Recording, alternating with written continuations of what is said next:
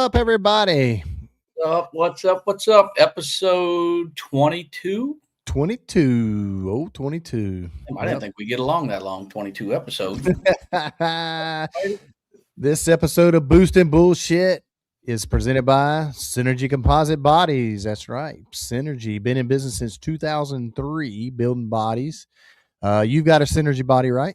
Yeah, I do. Lightweight, strong, durable.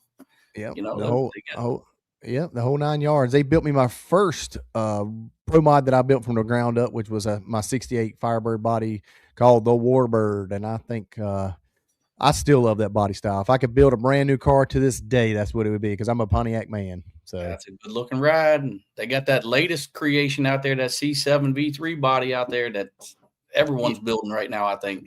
I've seen a lot of them, and vet bodies, like your vet body. I had a body like yours, vet, and you could see out of it so good, and it was, really. But as things go on, you want to try to restyle them. But I feel like this body that they built is probably the most realistically race car looking body that they've done for the Corvettes. Yeah, that C7 body, I think it's gonna be the new 63 vet from years back when everyone had a 63 vet. I think that is gonna be the new body that everyone's gonna have. And in a world of 69 Camaros, I mean, it's nice to see something a little different. You got Mel still rocking the Firebird. You got you with the Corvette. Let's see, Swanstrom's got a new one. Joey Martin's got a new one. There's a few some of the Pro Line guys got some.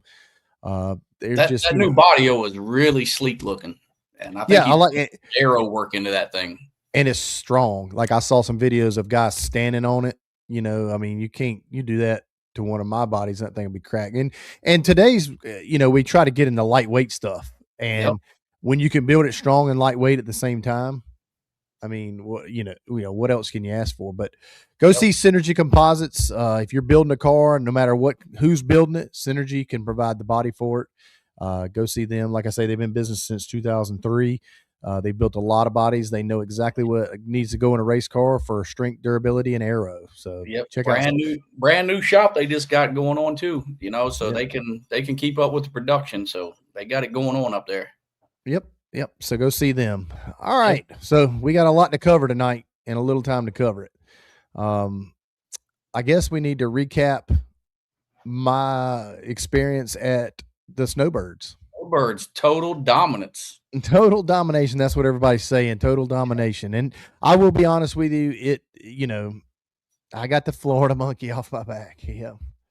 I mean, right now, dude, it is surreal. I've won a lot of championships. I've won 4 championships. Like I say, I've won 17 or 18 PDRA races. I've won some ADRL races. I've won lots of big dog races. I've won a lot of things. And dude, I mean, I hope that your experience winning the World Series of Pro Mod was the same as mine winning this, because I feel like, it was just crazy the amount of publicity I got off it. And I don't know if it was the amount of people that was there or what I did while I was there, but I want to thank everybody. I mean, it's just been insane. Yeah, you not only did you qualify number 1, you absolutely ran the gauntlet. I mean, that chip draw did not do you any favors, but you didn't shy away from it. Yep. Yeah, I didn't. I don't know. You tested well. You tested really well, and I did not. I literally, we got there. We were worried about rain one day for knocking testing out. One of my crew guys couldn't make it on time, so we were kind of back in there. It was just me and my dad and Travis, one of my crew guys. And Travis has only been doing it about 2 years now, and he's he's still kind of green. He can help me. He knows what to do, but he's not going to do it without me telling him. And so, we struggled. I broke valve springs as soon as we started up. I tried to make a half tracker because I had the new Hearts combination on there, which I had made some runs here in North Carolina on it. But we struggled. I broke valve springs. Then I got lazy, didn't change. I changed all the intake valve springs. I made a run, broke like 4 or 5 exhaust valve springs, and they didn't have that many runs on them. They were just from sitting, I assume. Yep. Yeah. You was definitely, that's about the most work I seen you guys do down there. You all was thrashing throughout testing. Like, I was not accustomed to seeing that. And poor Travis's soft hands. They was getting beat up. Yeah, spirit fingers. That's what we call them. But I woke up. We woke up the next morning, and I had oil pressure issues. Well, the only other time I've had oil pressure issues was at Galat 2 years ago when you warm it up and you start seeing it go down. Now I'd rev it up and it would give me some oil pressure, but it still wasn't what I like it to be. So I'm thinking, damn, I got a crack cap. I got to crack this. I got something going on.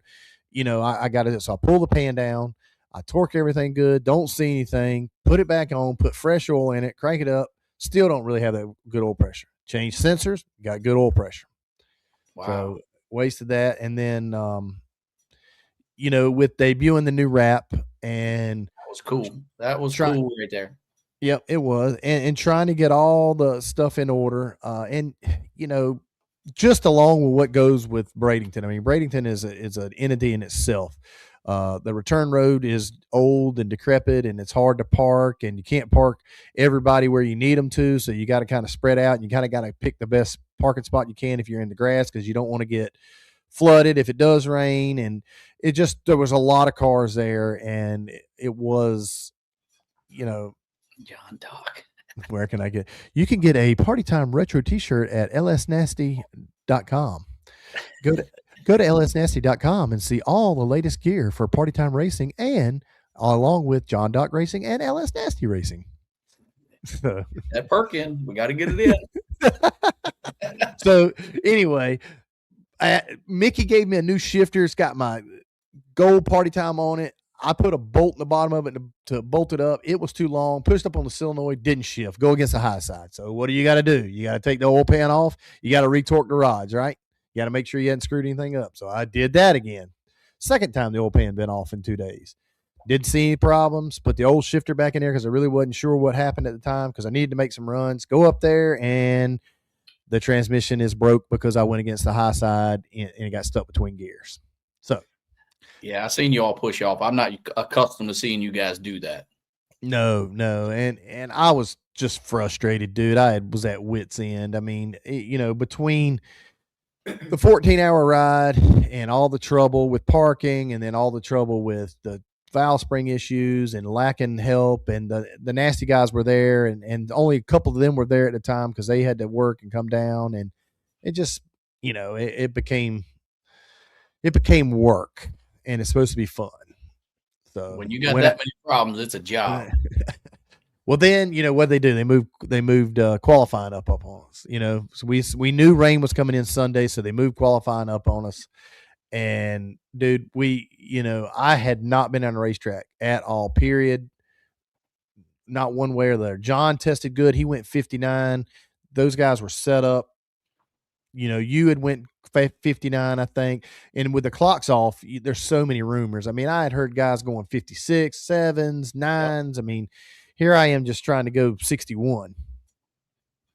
And Q1 it started right then. I just felt in the groove. We go 61. Everything's looking good. Me and Brandon talked a lot. We knew the car was there. The track was there. And I really felt like Q2 was going to be the fastest run. So, yeah, that night session. Yep. I say that every time in Florida.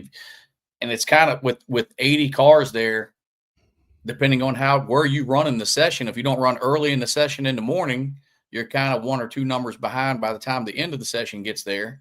And then at night session, if you don't run good the first session, you run early again with the sun out, and the last guys will run in the dark. So it's kind of where you qualify. Right. It's a chess move. And, me and you kind of got screwed on Q1, because Q1, the first couple of cars that went down the racetrack, Gustafson unloads and goes 57 or 58 right off the bat. Right. Because they were early in the series, because they based everything off points from the year, from last year. Well, I say last year, but yeah, I mean, the last DI. Yeah. But I mean, you got 80 cars. So the session's 3 hours, 2.5 hours. It is. So, and you talking about, you start at 10. Well, 3 hours, 10 to 11, 11, 12, 12 to 1, it's 1:30 or 2 if nothing goes wrong by the time we make our first run. So guess what? Hottest part of the day, the tracks wore slam out because they've had 80 pro mods burning across it, acting stupid. And not stupid, but I mean, it's been tearing it up. But, and dude, I mean, you're at a hindrance at that point in time. Yep. But then you need to go fast because you want to be in the latter part of Q2. Right? which is the night that's the session. big chess move right there. So that's where you've got to play the game. I mean, there was a lot of guys that didn't go down Q1 that got pushed back. Well, they're going to be number one going out in Q2, which means they're still going to be in the right. And then I think we had Monday had a wreck, right? Or was that I don't know if that was it Blanco or Monday? I don't know. It was one of them. Yeah, it was one of those. Yep. Blanco. Yeah, Blanco had a wreck, and not bad, but enough to kind of slow things down. We had an oil down. I mean, and it pushed everything way back. So again, Florida's weird. If you get in too late of a night session, you get dew and you get moisture. The DA can move all it wants, but all of a sudden you go from like 70 water grains with the sun out burning it off to 110 with, water grains. So that, and as good as I do, alcohol and water grains don't mix. No. Saturday, that got us. I got everybody. And you wheel stood real bad, right? Q2? Yeah, Q2, I got it. We got aggressive trying to run 57, 58 like everyone else, and got over to the wall and had to click it off, And it just, you can't go up there with this many cars. You cannot be not aggressive. You just cannot. You have to be aggressive. Well, and I think, and this is where you have to throw strategy out the window when it comes to these races, especially the first one. You can't run your normal strategy like you would run in a normal race where you can't, you don't want to do this or you don't want to do that because of track conditions or time or whatever. You literally have to go balls out every run. Whatever you think that session will handle, you need to be up there. And there was a string of cars that were consistent 59 to 61 every pass. Yep. And I think that's where you had to be. Yep. And I can't, I'll say you, we didn't get lucky. We knew where we were at. We kind of knew, but we still had a brand new power plant that only had 3 runs on it. So we, even though it is the centrifugal charger, is totally different. I mean, everything about it's different. The way it wants fuel, the way it wants to leave, the way it wants to shift. I mean, everything's completely different. I'm very thankful that I went to Galot and got some runs in prior to going down there with it, because that saved me probably a day of testing that I did not get. Well, that it had to help you because you missed out on some testing with all the problems you was having. Right. So. Yep. And then we had to do the show, and that kind of cuts into some stuff where you can't work on cars, which we love doing. We love doing the show, but we also, in our back of our minds, we're thinking, hey, you got to work on your race car. And plus you want to go down there and I was tired, dude. I was beat. Yes. Monday night show, we was all tired and we still got it done, but it's a lot more work and a lot of people understand, I think. It is. I mean, we have to get up, we set up. I mean, we just don't plop our fat butts down and start talking to everybody. And then we had to get people lined up, and then some people's flights got canceled and some people couldn't make it in time. So, we had a great show. We had a lot of great guests. I think we had some important guys on there to really talk about their setups. And we learned a lot about some people that we didn't really know. Yep. They was all, I can't believe how many people come on or want to come on. It's crazy. So I went 56-0, which I didn't really think that it would go 56-0. I knew it would go into 50s, like 58 or better, but I didn't think it'd go 0. And I don't think Brandon did either when we talked. We kind of just put in there what we thought was the best. And that's the best my car has felt in a long time. Carried the front wheels, beautiful, sat down, we're good. And I really expected Curtuccio or Jimmy Taylor or Mickey to knock me out of that, because I just knew they were going to lay down the gauntlet. And but that turned into you was number 1 Friday night. Yep. So go Saturday, once again, morning session. You're later in the day, so you. Yeah, and then I drew Mickey first round. Who'd you draw first round? Who did I draw her? Oh, Lyle. Yeah, Lyle. I had Lyle. Lyle struggled. He had a hard time. That Friday night last qualifier was a barn burner for a lot of guys. It was amazing to watch. That was probably one of the best rounds of qualifying I ever seen in my life. That's what I was going to say. Just for racing purpose, other than the last couple pair, once the dude got there, and I know you guys were trying to lay a big one down, and I know Jimmy was definitely trying to lay a big one down, and and then we had the crash. That's Rudolph crashed that night, right? Or is that? Yeah, Yep. Yep. Rudolph crashed that night, and it was a terrible deal. Him and Jimmy Halsey got into it. Yep. Opinions on Q2 wreck from driver standpoint.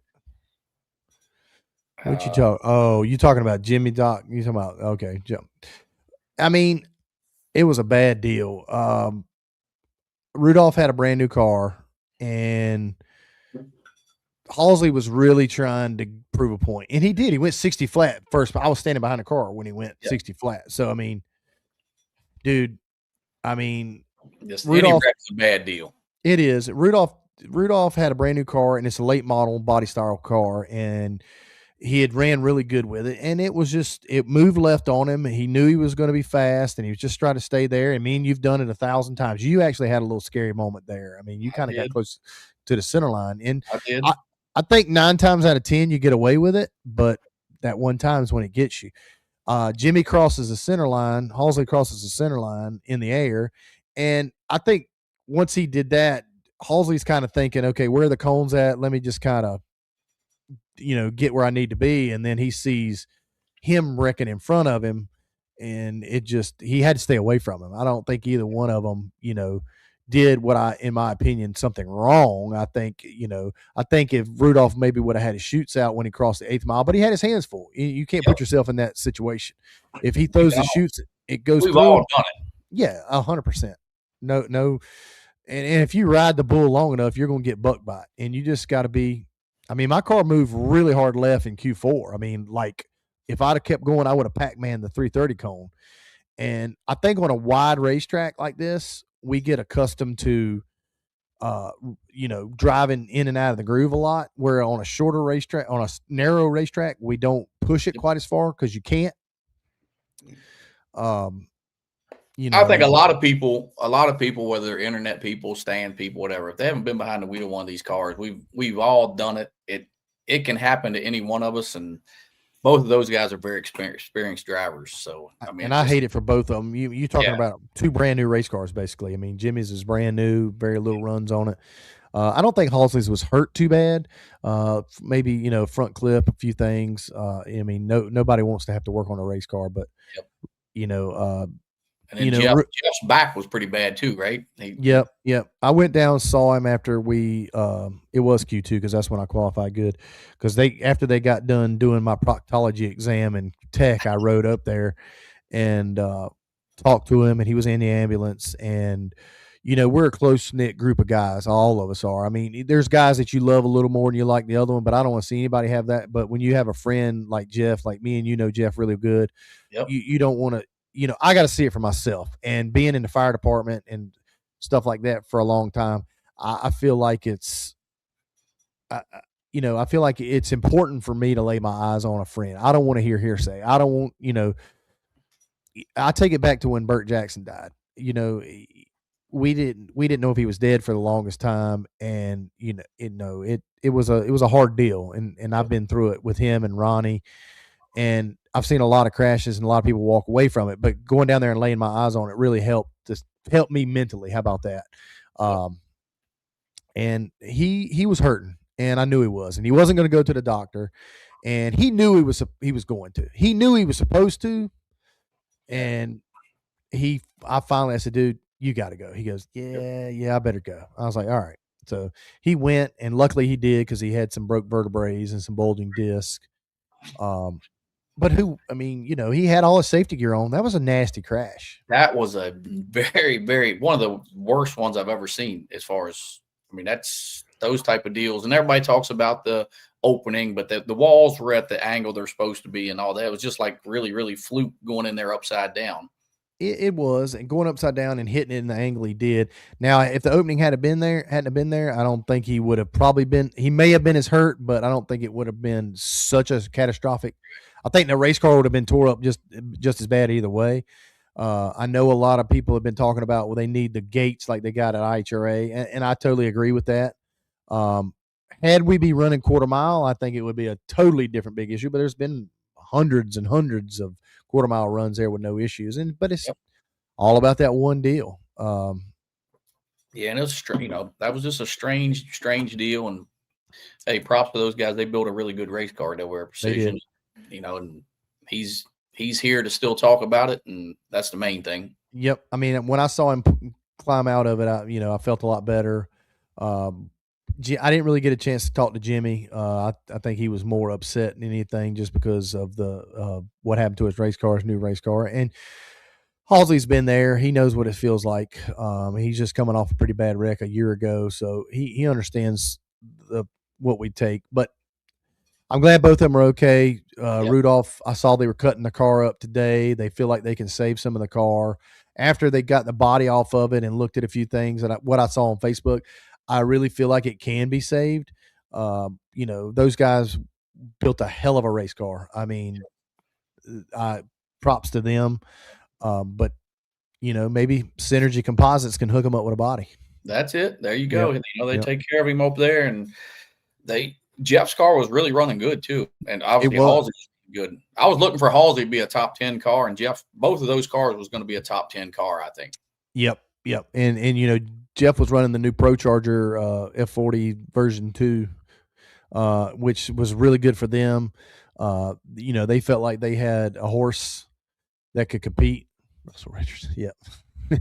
We didn't have much this time. My wife didn't come till later on, so we were getting DoorDash. But yeah, I mean, DoorDash. But I mean, those guys, they are professional racers, and I hope they get back in it. And I think they'll both be back. No doubt. I definitely think Jimmy will. I think Rudolph will have to get his back straight. I don't think his mind's going to be too much of a problem. I mean, he's been through a little incidents here and there before. But that's how it goes. But he talked like he was going to, what I saw on there, he's going to rehab and all that stuff. So he's going to, I mean, I think he's wanting to get back in the car. He was talking about, his old car was there. And some guy was running his old car, and he was like, damn, I wish I hadn't sold that car before I, but, we all that way. We're racers. Yep. So we get into chip draw, and I suck at chip drawing. Suck. Dude, I cannot draw it. If you are the baddest son of a bitch there, I'm going to draw you. Even though I'm number one qualifier, I feel like I'm a bad dude myself, but you hope that you can not get a duck, but it would be nice not to get one of the fastest guys on the planet, first round, second round, or third round. But I think you called it up there before you even opened your chip up. Well, I got 6 when I pulled it, and it had a dot on it, and I couldn't tell if it was a 9 or a 6, so I kept flipping it around. Well, then I seen Mickey do the same thing, because he must be as dumb as I am, and he's doing the same thing. I was like, son of a bitch. It was either 9 or 6, so I had a 50-50 shot. Right. And I know Mark didn't want to draw me because I'd been running good, and he had been struggling, and it just worked out. And really, it worked out for the best for me to get the 2 turbo cars in the heat, because Taylor was trying to lay down a gauntlet. Like, they weren't trying to go out there and just get in the show. They were trying to tattoo somebody's ass. They wanted Duck to shut up permanently. So I think that was a big thing behind that.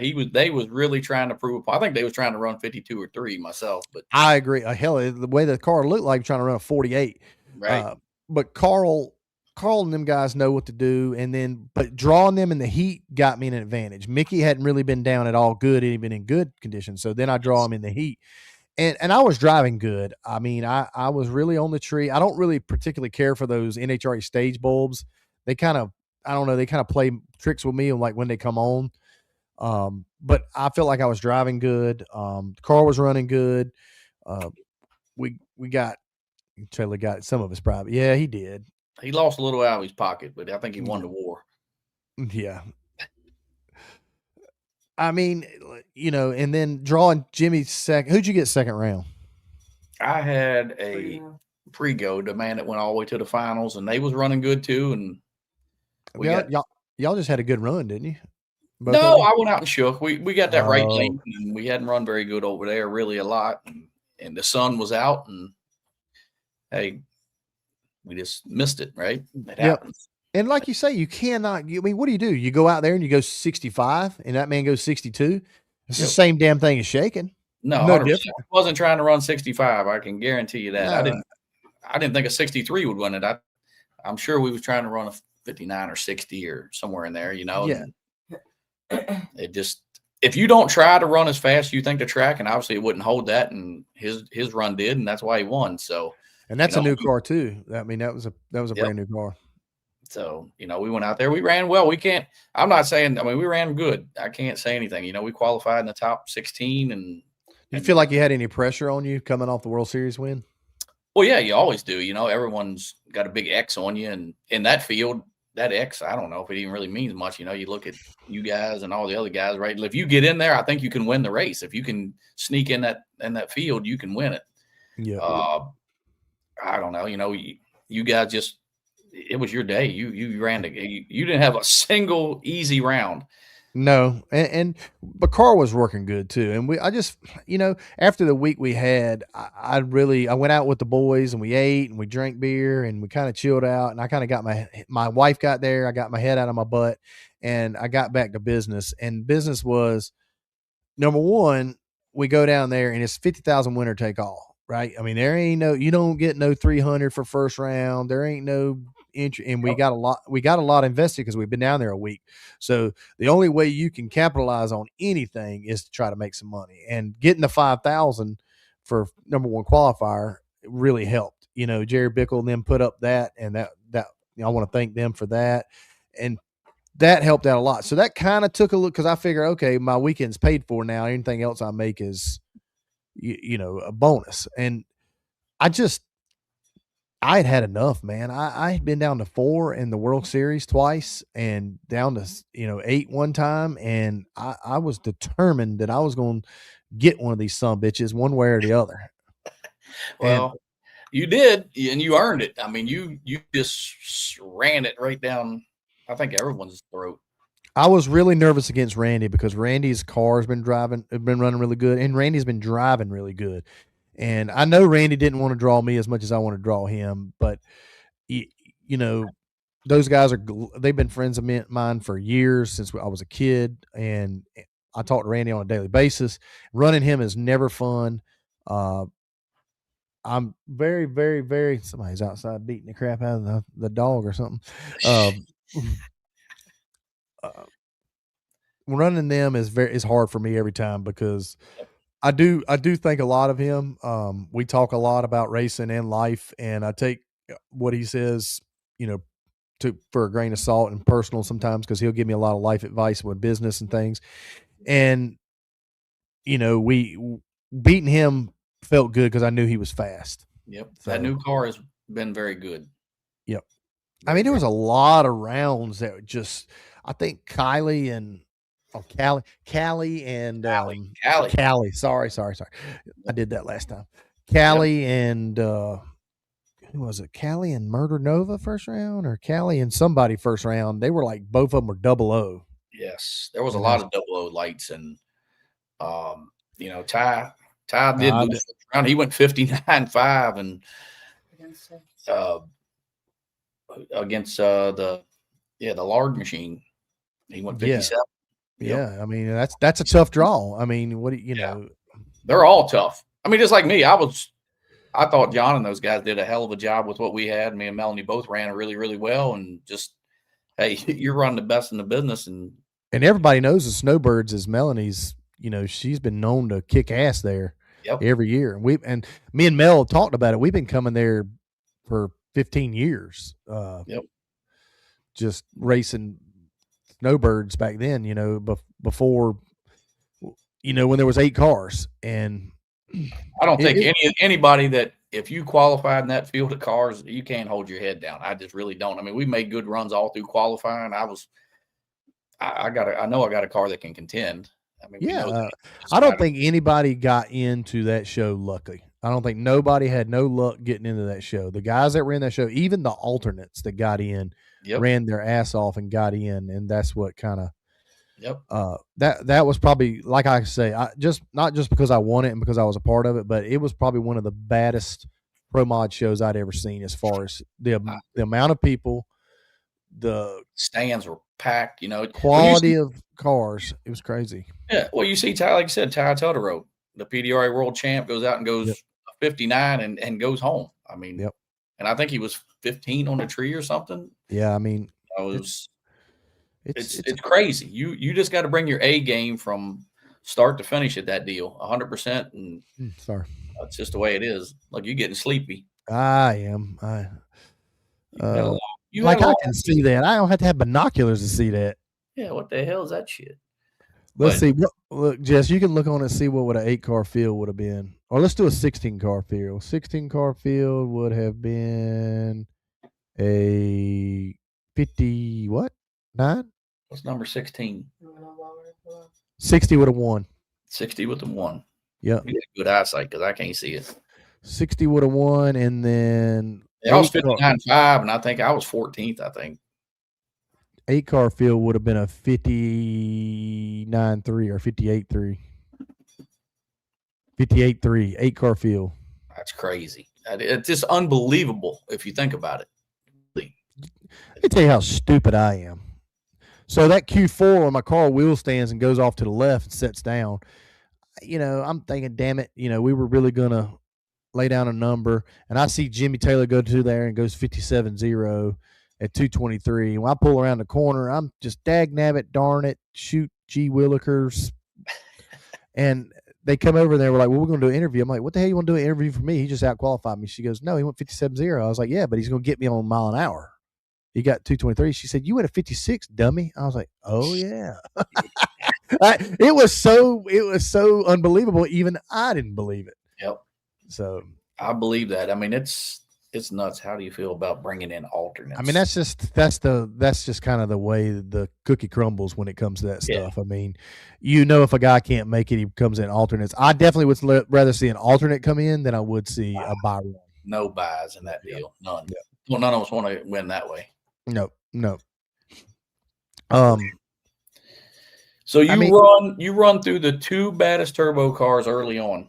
Yep. Then I get Randy, and then I drew Tree Bark, old Kevin Rivenbark, and Kevin got in as an alternate, right? Alternate and made it all the way there to the. Yep. That was 8 cars, wasn't it? Right. Yeah. Yeah, he made it down to 4. Kevin made it down to 4. So. Yep. Me and Kevin, and I knew Kevin was a little bit underperformed to me, and I felt like I got a lucky draw that time. I really did. I felt, okay, my luck's changing. I got a lucky draw. I don't want to do anything stupid. I felt like Kevin, best he could go would be back where he was at qualified, so 60, 61 at best. Me and him stuck it in at the same time, and it fouled both of us up. I had put a little bit in my delay box just trying not to push it, but I think that messed me up even more, and I let go of the button. I'm 87 to his 120. I saw that. Luckily, I was set up about 30 or 40, really, is where I should have been. But when you miss it set up 30 or 40, you should be 60. But we went in at the same time, like ding, ding, and I think it got both of us. Yep. But he could. I went 57 to his 65, so he couldn't. Even if he's perfect, I don't think he outruns me. Yeah, I agree with that. I think they're making some big changes to their program as well. So. Yep, they're over KTR now, so which fits their outfit a little better. They've got Noonan stuff. Swain and Victor Swan. Yep, Justin Swanstrom and Victor going flat hood. Everybody's jumping on board. Yep. Good. Everybody's jumping in. I make it look too easy, I guess. You did. You drank a lot of tea. On Sunday or on Saturday anyway. Yeah. KTR is tuning Shelton and them. And I talked to them at length about it. They said that Proline's really not as familiar with the Noonan stuff, and they're really trying to push their AJ 49. Not that they're not going to do their 49 Noonan. People, but I think they just felt like it was a better fit for them, and I think that's a correct statement. I mean, they're still going to buy parts and things like that, and Steve and them with Jeff Pierce over there, they've got their whole program looking good because obviously Frigo's car ran great. Yep. That me and Frigo, my next thing to say that the Harts Charger and all ran really, really well, and I'd be the first one to bitch a little bit, but Sydney went out there and went 57 in the final and became I mean, what can you say? Yeah, and in the final, we really just put that Q2 setup in there. I mean, I said, they're going to have to get inside this. I really didn't think it would go another 56. We were thinking high 56, low 57. I have seen their car go 56 when we were at Rockingham, so I knew that it was capable. Now they didn't have the air, and the humidity came in because that storm was coming in, so it like everything was dripping wet. So I knew that we wasn't going to be right on performance. They ran the damn jet cars in front of us, and they ran a lot of the finals in front of us and had fireworks. So but I was really relaxed in the staging lanes. I mean, I felt like I had made it to the finals. I'd kind of proved my point. We had done some splitting, so the money wasn't going to be an issue. So I think once you kind of get for me, once I get the money off my mind, I'm a lot better shape. Right. And I ended up winning. I was 18 and, ran a 56-1, and he goes 57-0. I think he was 30 or something like that. He drove good all day. He did. He did. Yep. And I don't really know Sydney that well, but I mean, he seems like a okay guy. He seems like he's been around for a long time. We just don't race because we don't race NHRA, so we don't really get to race him. But, I mean, dude, where can you get NHRA guys, Midwest guys, PDRA guys, outlaw guys, all together in one spot? We counted up. We were missing about 20 some cars, nitrous cars included, that were not there. Yep. What are you going? I mean, where are you going to park them? I mean, you have to leave some of the small tire cars on the further down. Right. I mean, that's serious. I mean, I get it. Everyone. I mean, some guys are bitching. I mean, where do you park all these cars? I mean, you can't have Maple Grove asphalt for miles and miles, or Bristol for miles and miles of asphalt everywhere. Yep. So I won, and it was a great win. You guys stayed late and congratulated me, and a lot of people. I had to do 4 or 5 interviews, and a lot of it was a lot of podcasters and a lot of streaming channels there, and I did interviews with that. Did the whole champagne bath, and then I mean, it was one of the best wins I've probably ever had in my career. I've got a lot of publicity off of it. It's been really good. I thanked everybody 100 million times who I can thank. But dude, going into PRI, it was perfect timing for me because I couldn't go 10 feet in PRI without talking to somebody about the race or this and that. So I'm the only one eligible. That's what they keep saying. You're the only one. You're the only one. I'm the only one eligible for the Bickle chassis and the $1 million. So, well, I will tell you this: everything in PRI, multiple people. If there was one car that everyone, as far as those guys, the $1 million, whoever insured that, I think your car is the one car everyone didn't want to have that chance at it. I'm just telling you that, not because I like you or nothing, but I'm just telling you that. Well, I talked to the guys that own Bickle, and I was at Rick Horde, right? That's who owns Bickle. Yeah. And they, they're on board. They're really excited. They want to give away a chassis. They want somebody to win it. I probably don't financially, but they want it publicity wise. Yep. And dude, it's just unbelievable the amount of recognition. Now I got to win 10 more rounds for the $1 million. Yep. So I got to be 10. Yeah, I do. I'm gonna be on the Shake and Bake show tomorrow night. Old Shake and Bakers over there. Shake and Bake. So, Lyle was in my shop today. But I mean, 10 rounds consecutive wins. I've been 32 consecutive round wins in 2014 without being beat. So can it be done? Yes. I won 4 races in a row last year. So I mean, it is possible. Mm-hmm. But with the caliper of cars we have, I don't know if it's feasible. Yep. Well, and if you can take all the problems you had in testing, if you had one of those problems during eliminations, you're done. Yep. Yep. And that's the biggest thing. Yep. But I think your car is, if not the most consistent car on the grounds, along with you driving. I got to give you props there. I don't want to, but I got to. I ain't trying to rub your back or your feet or Listen. John's talking junk. I done gave him all the props in the world. Now he's talking about taking my $1 million away from me. Uh-oh. John, easy on the moo cows, man. Easy on the moo cows. He's utterly terrific. I mean, $1 million is a lot of money to run for. Yeah, it is. Got to be on your mind a little bit.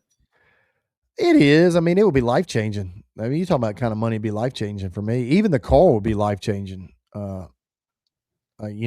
Just I would be just ecstatic just to get any of that, or just if you win anything in the next two races is unbelievable. So, I um, agree. I agree. But you're going to be the talk for the next month anyway. yep. You're going to be on every show, your mean ass mug going to be on everything. I think tomorrow will be my fourth podcast since we won, and I had to turn down a couple of them just because I didn't have time going to PRI. And me and you were going to try to do something PRI, and that didn't happen. And it There was just only so much time, and then you went to bed early. So I did go to bed early, dude. That's the first time I've been to PRI, and I was in bed by 11 o'clock every night. Yeah, I heard. I texted you one night, and you texted me the next morning. Yeah. Mama had some. She wanted to cuddle, so Cuddle. we cuddle and watch TV. Oh my goodness gracious! Well, Thursday night I watched football games, so I'm gonna not miss football. See, you can't. You got to make your best of the PRI at the JW. I've been at the Howl at the Moon before, and Well, I was there for a bit, just saying, small amount of time. yeah, but But so PDRA. How did your PRI go? How did it go? Good. I mean, won the biggest race at the end of the year, right? People just pulling me left and right, talking to me about the race. People I didn't even know, people I did know, people I hadn't seen in years. Went to most of my sponsors I have now and talked to them and did some stuff. I mean, there were some guys there. TKM had a booth, and they really don't. This is their first year being there, and they're just now getting into pro mod games. So I went over there and spent some time with them. I went everywhere I could, and we had a great one. I mean, PDRA released their schedule, and we had the banquet, and then IHRA was releasing all their new stuff. So I mean, it's got our hands full this year. Yep. What's your you still evaluating your schedule? Yep. I actually at work today, I wrote it down. I'm a visual learner, so I had to put it on a calendar and write it down, dude. And I mean, okay, so we go. It's like PDRA, IHRA, IHRA, PDRA, PDRA, IHRA, like a week apart. And that's a lot. It is. So I think we go to IHRA first at Galat, and then we go to Darlington, right? Yeah. Let me see. I can't do both. There's no way. Can't. I don't. I mean, I went to IHRA and I asked them about a points fund because obviously we know what PDRA's points fund is going to be. It's going to be the same as last year. It's going to be, let's see. Okay. Yeah.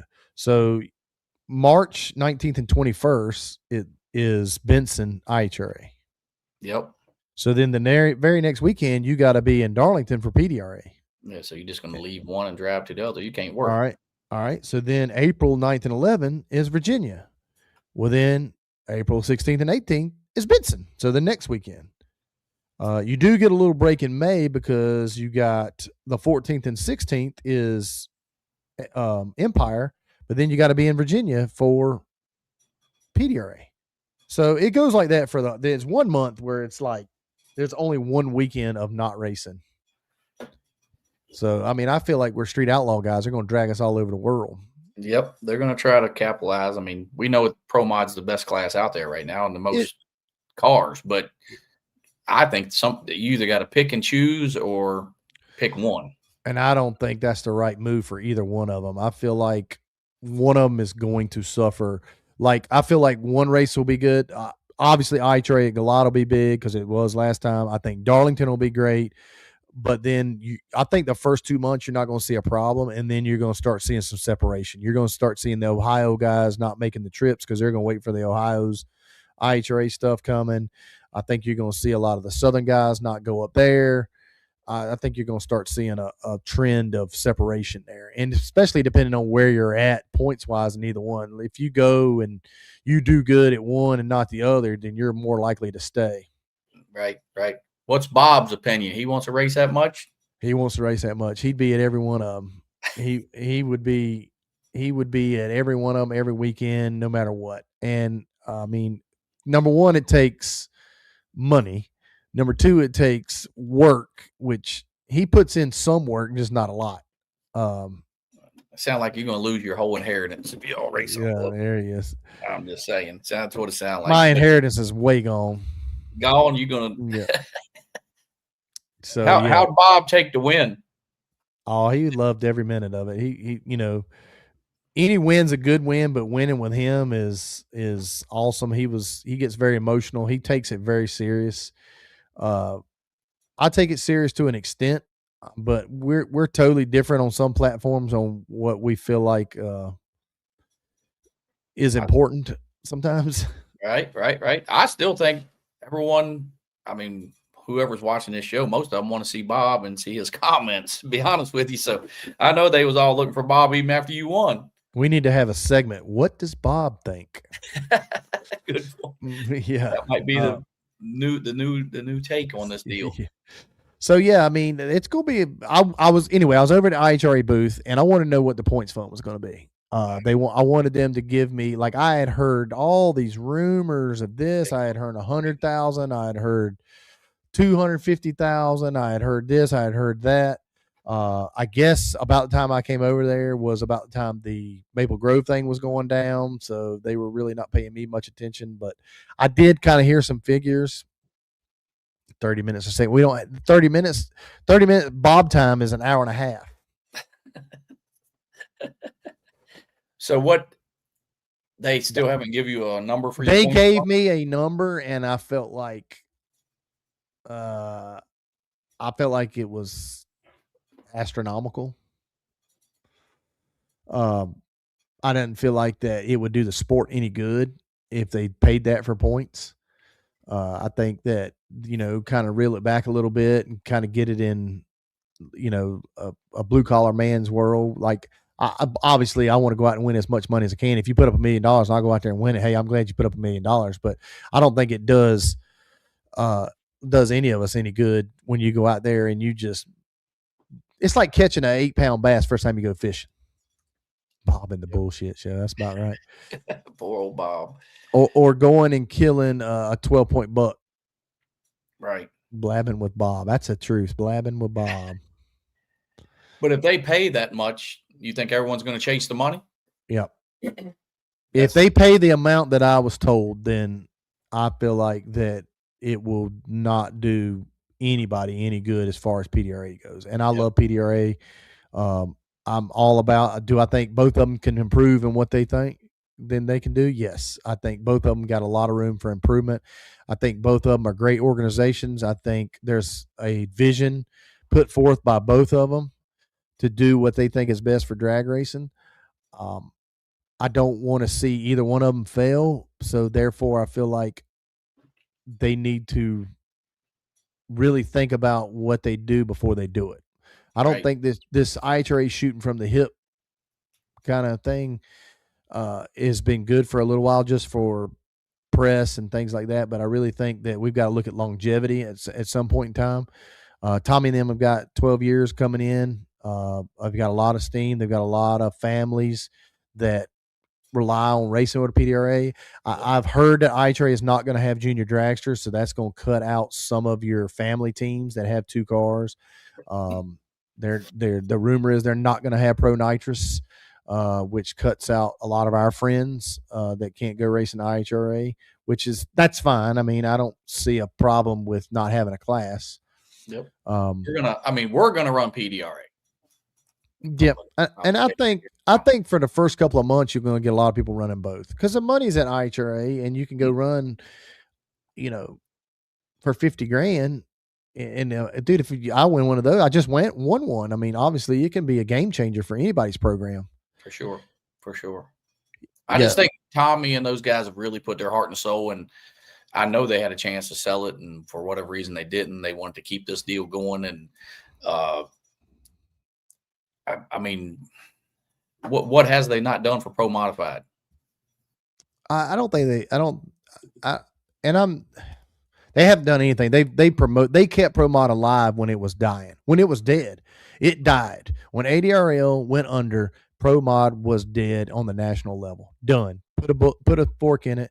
Scruggs, Tommy, Henson, Small Block Mafia, all those guys got together and they started the PDRA and they pushed it to where it is. Once it got going, they stepped out. Tommy kept it going, and he's done a great job, and he's kept it going. He's made some very, very intelligent, smart business moves when it comes to racing. He's made some poor judgment moves, and I think that comes with any racing. And I mean, I do the same thing. I do the same thing. I make a lot of poor judgment in life. They've learned from it. I think IHRA kind of picked up on stuff that they felt like the PDRA did wrong. And I think the IHRA side of it was the money. Money was going to be the draw too. And I remember the glory days of IHRA. I remember the 900 cars at Rockingham and Norwalk and running Quick Rod and all that stuff.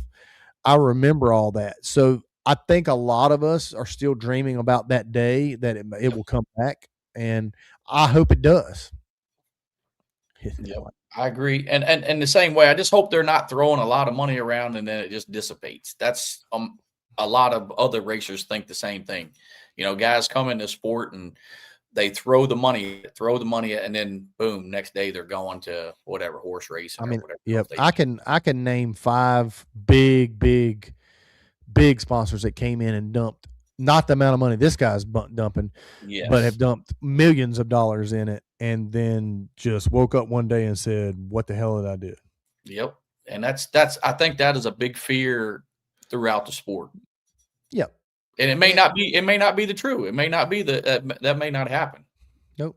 I mean, we may get down to it, and we run this year with both organizations. Nothing ever happens. PDRA kind of says, "Okay, we can't." Yeah, no Michigan, no.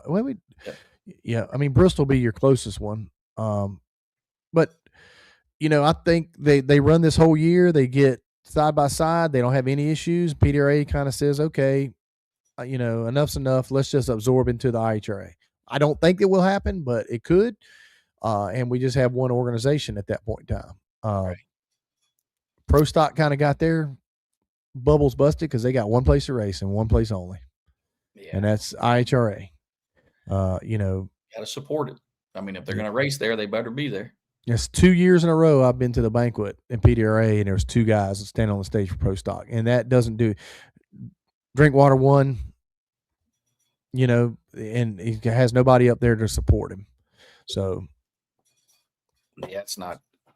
I mean, everyone can't make the banquet, but you no, would think half of the I would agree. But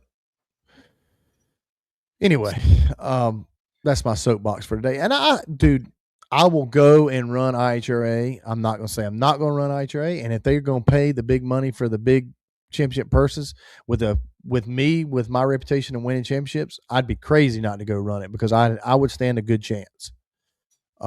But I'm not going to turn my back on PDRA. I'm going to run. Yep. I'm going to run with my friends, and you know, we'll see. Me and Dad kind of. You guys kind of chased. I mean, that's what you've done a lot. You race where the money's at. Tomorrow's not promised. Quit worrying about something you can't control. He can't control it, Bob. He's going to take it out of your account. Here's a big question, something that I think before we get done here at 9, but that you probably have more insight on than I can because I don't race that class. But Nitrous only is going to be in the PDRA now and not IHRA. And I've been hearing there's a lot of grumblings behind the scene with some guys that was going to run IHRA about that. Yeah, I seen some friends that got on Facebook and kind of voiced their opinion about IHRA. I from what I was told, and this is merely circumstantial evidence, or what I have been told, was that was part of the deal when Tommy said, "Okay, you're not going to buy PDRA, but you're going to buy Virginia Motorsports Park. I want to keep PDRA. I want to keep Pro Nitrous to myself. You know, is there any way we can make this possible?" He didn't really have that great of a showing at IHRA and Pro Nitrous. I mean, I think they had some good showings, but they had some okay ones. Nitrous is struggling in general. You know, the only place that it's really showcased was at PDRA, so it makes sense for them to carry it on. Mm-hmm. And we'll see how it does car count wise as far as when you split the Pro Mod class up, which will be Pro Mod, Pro Boost, and then you have an only Pro Nitrous car. Now, if we get into PDRA and they got 20 Pro Nitrous cars, then obviously we know that splitting the class up would hurt. Yep. You know, And between the some of that, organizations. I mean, Halsey's combination doesn't fit in over there. No, but Jimmy can run right there with us if he wants to run pro mod. Somewhere along the line, it wouldn't surprise me if he doesn't show up to track. But I'm pretty sure it says in IHRA's rule no nitrous assisted big blocks in pro modified. Oh wow, okay. Pretty sure that's what it says. So that he would have to run outlaw, which they are going to keep the outlaw class. So that's another, plus to some of the Texas guys and Alabama, Arkansas guys that run a lot of the outlaw stuff. But we'll see. I think race. A lot of places. Time will tell. That's the only thing that's going to tell. Time will tell. But I mean, I think what's going to happen, and this is what I foresee happen. This is what I'm going to do. I'm going to run both of them, the close races, because I'd be stupid not to. They're 2 hours from my house, right? I don't care if it's XDA and I got a motorcycle. I should be doing it. You know what I mean? So I'm going to run both of them, and then I'm just going to kind of see where I fit in and where I fill in on those two. And I think a lot of people are going to do that. I mean, yeah, I agree. They may run both early on until they figure out where they're going to be points wise or whatnot. If iTrade does not have a points fund, does Nitrous Car make the field of the U.S. Street? For sure.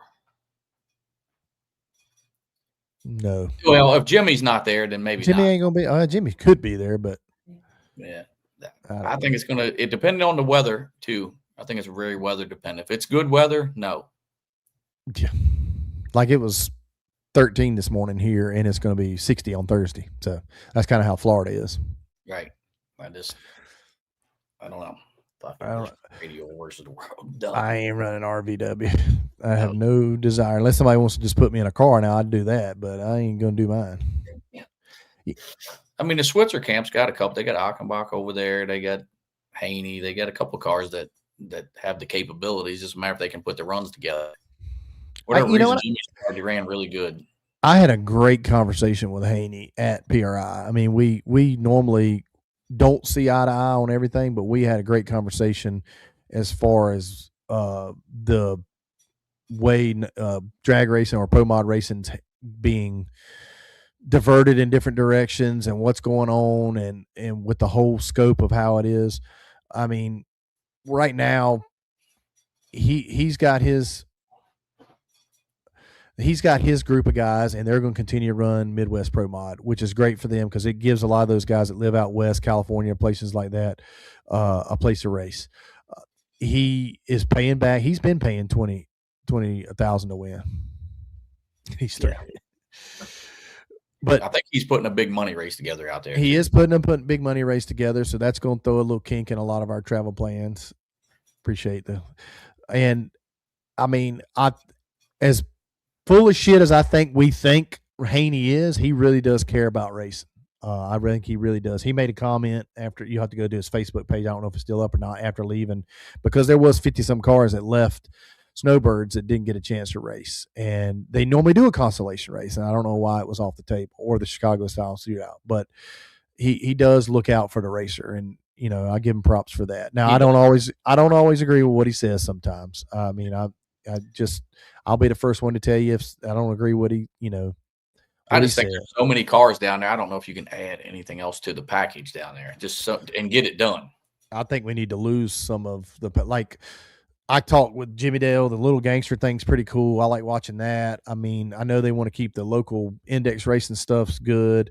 I didn't really see where 460 bikes fit in, and I know a lot of 460 bike guys. I'm glad they were there and they had a chance to race, but I mean, they race a lot everywhere, so I think you could have cut some of that out. I saw them running bikes and cars together in Top Sportsman, I guess, or Top Pro, and I mean, that's kind of weird. It couldn't be done. Yeah, you're right. The weather was coming in. That's true. I didn't think about that. You're right. I'm totally brain farted on that. But yeah, you're right. The weather was coming in, but they got everything done in a timely manner, and they did. You was done pretty early too. I didn't feel like it. I didn't get packed up till like midnight. Well, I mean, sometimes you're running at midnight for the final. God almighty. Is that not the worst? Like, you love winning. Everybody loves winning. You love winning. And after the adrenaline's down and all the stuff's the champagne's been sprayed, and you pull back up to the pits, and you've got a week's worth of shit drug out between your trailer. The dew set in so hard on my awning, I had to put it up soaking wet. I mean, that's a good problem to have because you're late in the day, but that big trophy you got made all that worth it. it did. It's in the background there. I mean, we didn't even. I know when we won the World Series, we didn't even put nothing away. I think the car went in the trailer. That was about it. That's because you were drunk. I did afterwards. Actually, that was probably. I wasn't that bad. You gotta ship me some more than Bush Light apples. Them things was right. I got a couple down there somewhere. We done. I called the distributor. We're good. Distributor. All right. Yeah, we're good on that stuff. But you run the gauntlet. You did PRI. Now you got Christmas coming up. Yep. So you got a week or two to rest up. I mean, you got to do anything to the car? Or you good on that? We had some wrap malfunction. We had to strap. Army? Yeah, we had some. I forgot about that. First pass, the P comes off the party, but the ceramic coat really set in on it, and the stickers we put in it just flew right off. So, hats off to Victory Vinyl. They did a great job on it. We just got a little crazy with some ceramic on it, and it didn't want to stick. So we got to fix that. It's going down this week for that. Tear the motor down, just make sure everything's okay. Send some stuff back here, back there. Got my transmission rebuilt while I was there, thanks to Mark Mickey. So no, nothing major. Just I've been gone for 2.5 weeks. It feels like I need to spend some time with the kids and my work. And where I was going with that, I mean, a week or two rest ain't gonna hurt nobody. I say rest, you still gotta go to work, but yeah. And I got to thank my guys at work, man. I've got a good bunch of guys at work that run my business for me, and they kept it going while I was gone, and actually they do better when I'm not there. I hate to say that. I'd never tell them that, but I hope none of them are watching. Right. And you got Christmas parties coming up too. I got like 3 of them on Saturday. Right. At one time. My Christmas party coming up too. So yeah, we're taking all my employees to Top Golf. I'm gonna see who can Top Golf. Yep. So we're gonna see how that goes. Jess, you get your invite for that? I didn't get an invite. Nobody invited me to Top Golf. Nope. You gonna drive 4 hours to play Top Golf with me? I might. I drove farther for less. I got one other thing to ask you. Okay. How much press do you think you got with that new wrap? Because the Throwback is like in right now. The Throwback is. I liked it. Dude. I mean, it was crazy. When I first got it, I loved the rendering, and then Mike Carpenter started sending me pictures of it, and in the pictures in his shop, it didn't look good. And I was like, it's okay. I'm gonna run it for a couple of races. It can peel right off. So then I get there, and when we get there, it like in the shop, it just didn't look that great. It was okay, and I liked it because it really represented what Harold's car used to look like. But then when we rolled it out in the sun, dude, that gold flake took over, and I just felt like it was more personality than I did when I had my blue car. Yep. And I feel kind of the same way when I first saw it, but then the more I looked at it, and I remember Harold Denton coming to Summer Duck because that's my local place, right? And I was looking at it, and I'm like, damn, it does look like that car. It does, and all the trouble we had earlier in the week, man, dude, we were ready to peel that shit off because we thought it was some bad juju or something. But like it was a 50-50. Like most people loved it, either that or they were lying to me.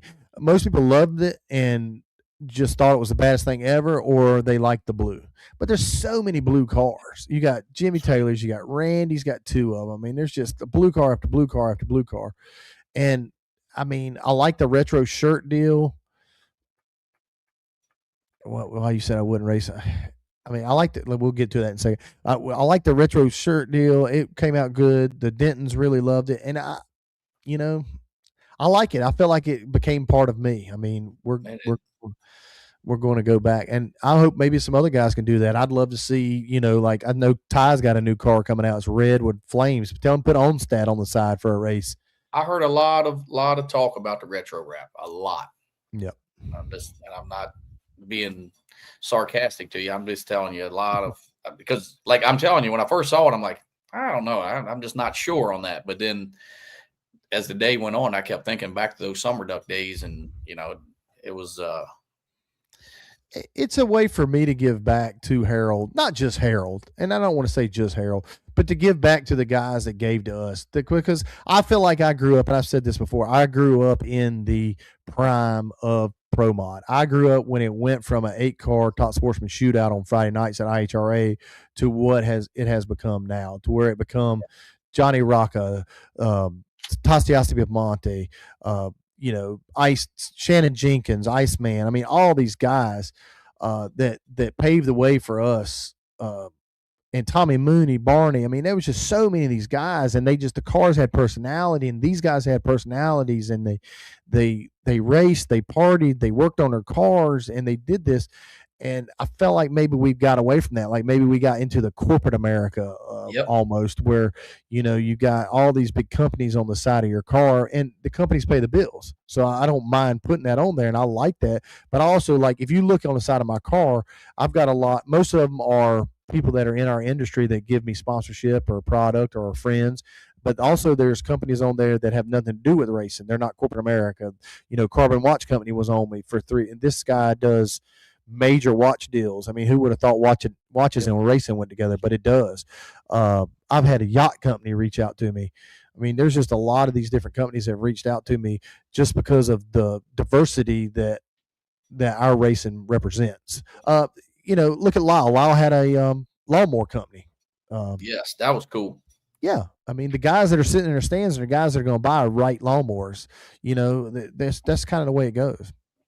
And I think it brings a lot of people that maybe not even was at the race, but like all my local people, Summer Duck, East Side, Old Dominion, that's where the Dentons ran all those match raced, all those racetracks, which is, now some of them's not even here, but still at the same token, that retro brings all that out. I think these guys, what I'm reading on here too. Oh, I'm sure he's got shirts for sale. Oh, we got some. We're doing an inventory as we speak. Yep. I emptied the whole trailer. It's all, you ought to see my shop fully Toledo. And I can't keep up with the t-shirt sales, so that's why I had to pick up John. And he does a lot of t-shirt sales online, so I basically had to turn it over to his store because I've had so many requests for t-shirt sales. And between me working, my dad doing what he does, my wife working. Bob sleep. He don't wake up till 11. So I had to get them to push the t-shirt sales and keep it going. And I mean, it's just been. I'll go back to the RVW question. He asked me why you said you wouldn't race RVW. I mean, it's not. I'm not saying I wouldn't. I wouldn't change my car to do it. If Lyle or somebody couldn't race and they wanted me to race Elvira and go in it, I wouldn't mind doing that. I mean, it's just not my cup of tea. It's just not my thing. I mean, just like quarter mile right now is just not in the cards for me. And for sure. It's just, that's a different group of guys. They have their niche. They got a lot of our guys kind of go back and forth, and that's their thing. Yeah, but say Stevie and those guys, they change their car back and forth, but I think you almost got to have 2 cars to do it. Yeah, I wouldn't. That's what I meant by it. I wouldn't change my car to. I got this floppy mic stand, drives me crazy. But all right, is that it? I think that's it. Yep. So, Boosting Bullshit, episode 22, presented by Synergy Composites. I want to thank Synergy for coming on with us for this show. I mean, they've been in business since 2003. They've been making a lot of composite bodies for all of our race cars. If you want one of the best, most strongest body, that thing is aero like rocket ship, dude. That new car. Is. So go check them out. Yep, check them out. There's a lot of new race cars coming out with that new C7 body style. We will have a Boosting Bullshit schedule out. Me and King got to sit down and kind of figure out what we're doing and where everything is. We'll probably take a little bit of a break for the holidays. I don't think there's much we need to talk about between now and maybe after the holidays, but we'll just see. But we'll keep watching our Facebook. Go to Party Time Racing Facebook page. Go to Pilot Racing Facebook page. Boosting Bullshit. We'll try to post up what we can. Anybody has any questions, you can reach us. If you need t-shirts, go to lsnasty.com for my t-shirts. Go to Pilot Racing's Facebook page. He'll get back to you. But man, any early Christmas presents, go to Synergy Composite. They got some nice bodies over there, man. Christmas presents, people really like them things. You know what would make a great Christmas present? A Party Time Racing t-shirt. There you go. You could sell you a shirt. They do look good. Yeah, they do. I like them. I like, hey. You should see, I got t-shirts stacked out here. I'm doing an inventory right now, and I'm digging up shit I didn't even know was in the trailer. It's about time for you to get a new one. You need a new one. It could happen. Okay. All right. I got another one coming. Down. I kind of do 2 designs at one time. That way I release one and then I release the other, and then kind of do it that way. Because I feel like you buy too much of one design, you end up with a lot of leftovers of that one design. So I learned that years ago, because especially if you make one that somebody doesn't like, because it seems like whatever I like, nobody else likes, but whatever everybody else likes, I'm weird. So that's kind of we've been saying that for a bit, but I got something for Bob. Bob, you need to buy some shit from kids, because at the next race, I got a whole bunch of shit to give out to kids, and we're going to cut into it. Look, the man down on here, they got a little pro mod deal coming up, the Extreme Door Slammers too. They got a couple races coming up here at our local. Okay, that's good. Yeah, great. OBX, but it's a lot of races to go, all over between IHRA, PDRA, these guys, it's a lot of places to go race. Yep.